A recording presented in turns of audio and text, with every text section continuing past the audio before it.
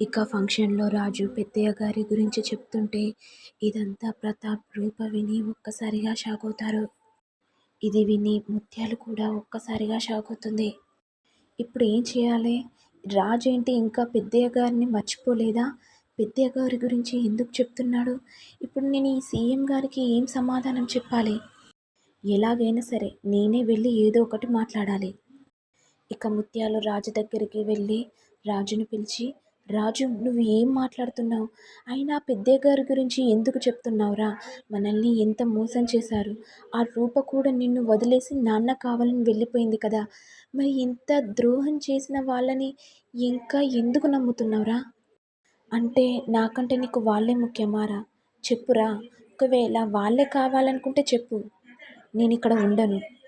ఇలా మాట్లాడుతూ ఉంటే ఇదంతా ప్రతాప్ విని వెంటనే రూపని తీసుకొని ఇంటికి వెళ్తాడు. ఇలా ఆలోచిస్తూ ఉండగా విజయాంబిక వచ్చి, తమ్ముడు నీకొక విషయం చెప్పాలి. రాజు రూప మెడలో తాళి కట్టాక కూడా మరో అమ్మాయి మెడలో తాళి కట్టాలని చూస్తున్నాడు తమ్ముడు. అంటే తమ్ముడు, రూప మీద ప్రేముంటే రూప మెడలో తాళి కట్టిన వాడైతే పెళ్లి చేసుకోకుండా ఉండాలి గానీ మరొక అమ్మాయిని పెళ్లి చేసుకోవడం ఏంటి తమ్ముడు? రాజే మరొక పెళ్లి చేసుకున్నప్పుడు మరి నువ్వు కూడా రూపకు పెళ్లి చేయాలి కదా తమ్ముడు. మంచి సంబంధం తీసుకొని రూపకు మనం పెళ్లి చేద్దాం తమ్ముడు అని విజయాంబిక ప్రతాప్కి చెప్పేసరికి ప్రతాప్ ఆలోచనలో పడతాడు.